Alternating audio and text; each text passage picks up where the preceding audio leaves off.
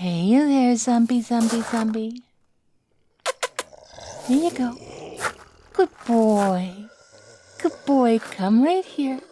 Right into the... There you go. Aw. Sleep well, baby. Hey, babe, check it out. We got another one in the tiger pit. I think we're going to have to clean it out soon, though. It didn't sound like he fell as far as the last few.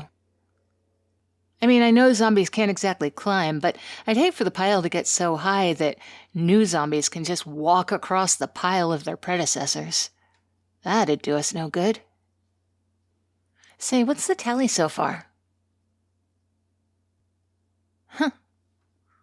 Not bad. So what? Only about 6 billion to go, you figure?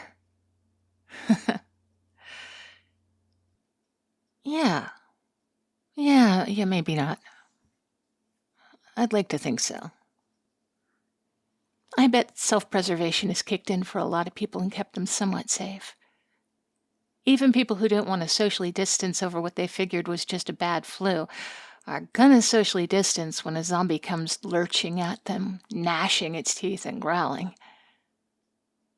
I mean, let's face it, this epidemic hasn't exactly been silent and unseen. It's gonna be a while before we know, though, isn't it? Oh, I made some powdered eggs for you. Sorry, they're a little watery. We're running out. I tried to make them last, but instead I just made them kind of ick. Thanks. Yeah, I mean, we've got plenty of fish. Okay, so there is something I've been meaning to talk to you about. Holing up in the fish hatchery was a really good idea. We're remote, we've got good perimeter fencing, all the fish we can eat, and bonus points to the hatchery manager who had a good garden going on here. But, well, here's the thing. Salmon only live a few years. And I don't know what will happen after that. I don't know how to make this sustainable. You know what I mean? Yeah, we've got some time to figure it out. And we will. Together we can. I'm sure of that. We've been a pretty good team so far. And you know what? There's nobody else I'd rather be stuck in a zombie apocalypse with. Last night I was listening to the radio and somebody said they'd heard stories about what was going on down in the Southwest. Some people were resorting to climbing mesas thinking that they could get away from everyone and everything there, but then they're stuck on a mesa, the sun blaring down on them, exposed to the hot and to the cold and to the dry, and no way to grow any food. I mean, I assume most of them brought up tents, but while it would be a safe place to hide, it's not a great place to live. Although I suppose if I were living out in the desert, that would be the best place. I'm assuming all of those old abandoned cliff dwellings got scooped up like prime real estate, faster than low-income housing on Park Avenue. Well, yeah, they should belong to the Native Americans, but their ancestral homes have been turned into national parks if they have cool-looking cliff dwellings in them. I haven't heard how that went down, though. It would be nice to imagine all the Pueblo people standing in a line telling all the white folks to fuck off.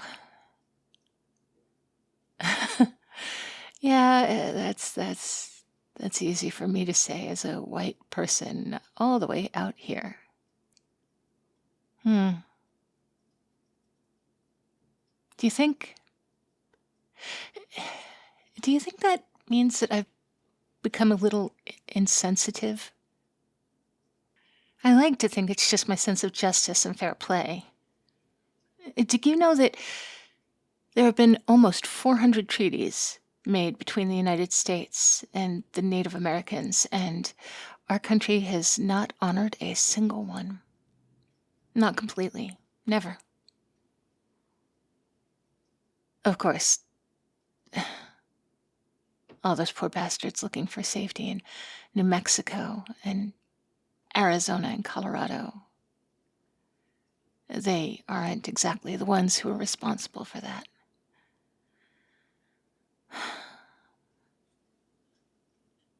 And Lord knows we're hiding out on land that just belonged to a different tribe. You know what's a worse hypocrisy? Well, last night, while I was listening to the radio, I heard somebody put a call out for people to join them on a ship.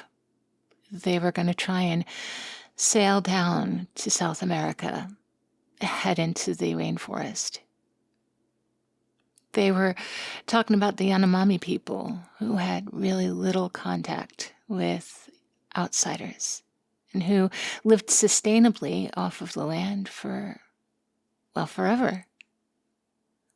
They figured they could go and integrate into that society, find out how they live without technology, without being at the mercy of electronics and industrial farming and modern medicine. For a hot second, I thought it sounded like a good idea. Like paradise. I mean, like literal Garden of Eden type paradise. But that would be just us being serpents in the garden, bringing our shit to them. I mean, what if it turned out that we carry the virus? I mean, maybe those of us who haven't succumbed to it are just a little more immune than others. It would be like, well, like Europeans bringing smallpox to the Native Americans.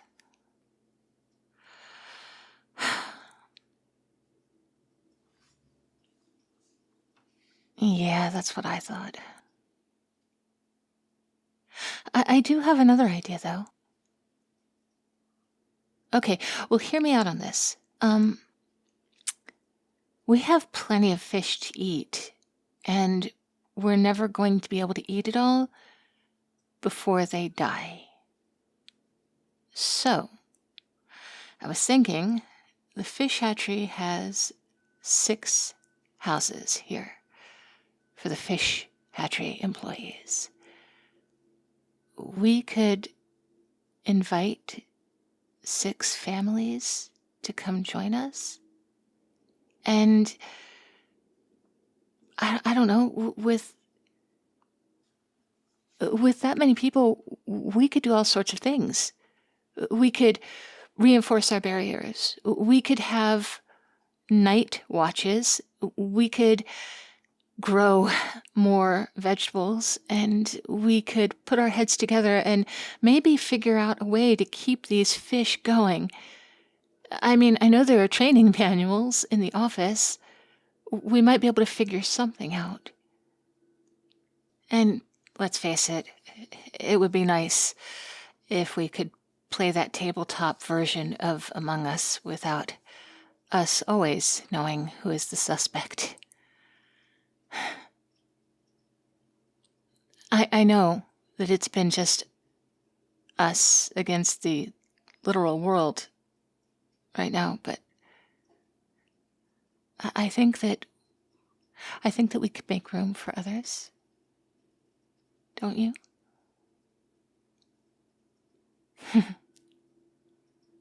Yeah. Me too.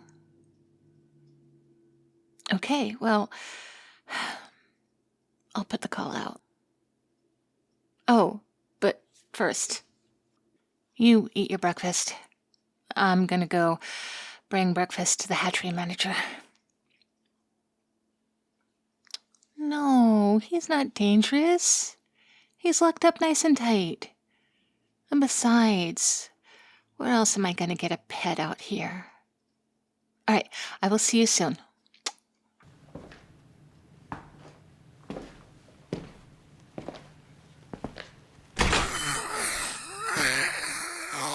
Hey, baby. Hello, baby. I brought you breakfast. Num, num, num, num, num. Here you go. Oh, good zombie. Oh, such a good zombie. Num, num, num, num, num.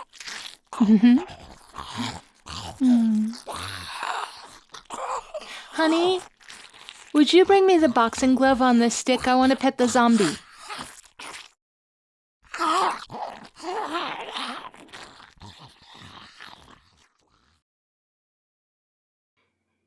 Hey there, Cupcakes. I hope you enjoyed that story. I had a lot of fun writing that one. And I also will have a lot of fun welcoming APOC Lemonade to my patrons. Thank you for joining. Of course, I've got a special shout out to my special tier members: Wolf9004, Vile Miles, Succubus Slave, Malice CeeLo, Dr. Voodoo, Army Guy 007, Mr. Fabulous, Tiny the Taxman, Meryl, Inline Flaws, Mr. Rickles, Anna, Nick, Always Able, Infinite Moon, Old Bean UK, Clua Bear Forces, Swaggy Llama, Artlo, Pierce Tailish, Tomberry Sheffel, and Christian Kaleapa'a. And also, thank you very much to Cap and Cass for being kind on Throne. Even though Cass was just helping me troll Xena, because oops, if you heard that little notification, that was Xena finding out that I've been trolling her on my Throne. I made a category that said scene abounding, and it's got things like a little kitty car and tiny children's shoes and a really nice like playhouse mansion, step stools, arm grabbers, booster seats, that type of thing. Because she's a tiny little person, teeny tiny. Anyway, I am about to head into my weekend. I hope that you guys all have a great weekend.